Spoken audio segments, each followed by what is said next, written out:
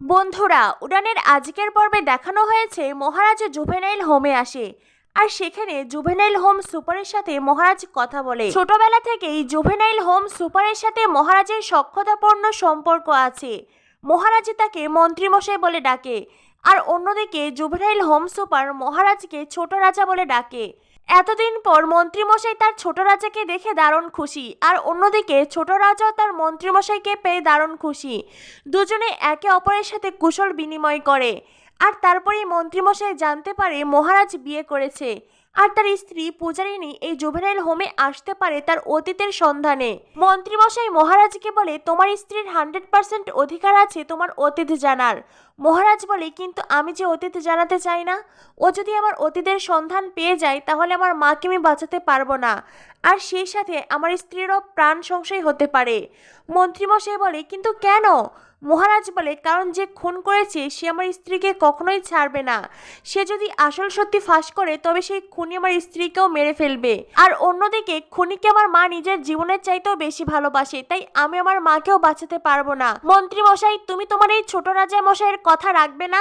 তুমি দয়া করে আমার স্ত্রীকে আমার অতীতের কোনো কথা বলবে না, আমাকে কথা দাও। এদিকে পূজাও আসে জুভেনাইল হোমে। পূজা মহারাজকে জুভেনাইল হোম সুপারের চেম্বারে দেখে আড়ালে লুকিয়ে পড়ে।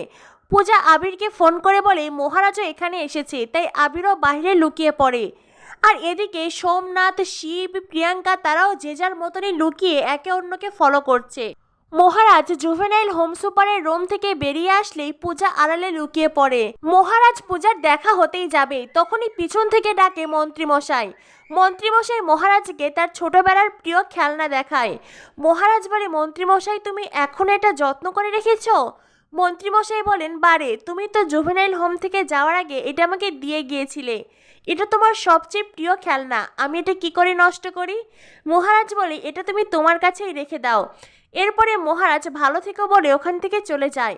আর পূজা মনে মনে ভাবতে থাকে, জুভেনাইল হোম সুপার মিস্টার মাথাগরমকে এতটা ভালোবাসেন, উনি নিশ্চয়ই মিস্টার মাথাগরমের অতীতের ব্যাপারে আমাকে সবটা বলবে।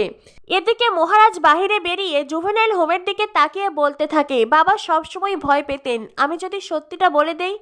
যদি সকলে জানতে পারে সেদিন খুন আমি নয় বরং আমার দাদা সোমনাথ মুখার্জি করেছিল, তাহলে মাকে কিছুতেই বাঁচাতে পারতাম না। তাই তো আমি মাকে বাঁচানোর জন্যই নিজে সব দোষ মাথা পেতে নিয়েছি। কাউকে আজও সেই সত্যি জানতে দেইনি আর কাউকে দেবও না।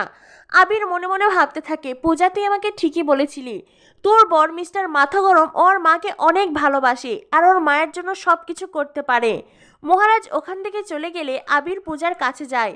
আগামী পর্বে দেখানো হবে মন্ত্রীমশাই মহারাজকে দেওয়া কথা রাখতে পারেনি। মন্ত্রীমশাই পূজাকে সবটা বলে দেয়।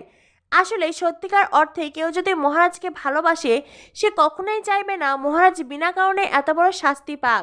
তাই তো মন্ত্রীমশাই এত বছর পর হলেও মহারাজকে নির্দোষ দেখতে চান। মন্ত্রীমশাই বলে, সেদিন সিঁড়ি থেকে ধাক্কা মেরেছিল সোমনাথ আর মহারাজ সব দোষ নিজের কাঁধে নিয়েছিল, কারণ সোমনাথ চিৎকার করে বলেছিল আমি নই, মহারাজ খুন করেছে। আর এই সব কথা শুনে পূজার চোখে জল ছলছল করে। তো বন্ধুরা, জমজমাট উড়ান ধারাবাহিক কী হতে চলেছে আগামী পর্বে? পরবর্তী আপডেট পেতে আমাদের সাথেই থাকো। ধন্যবাদ সবাইকে।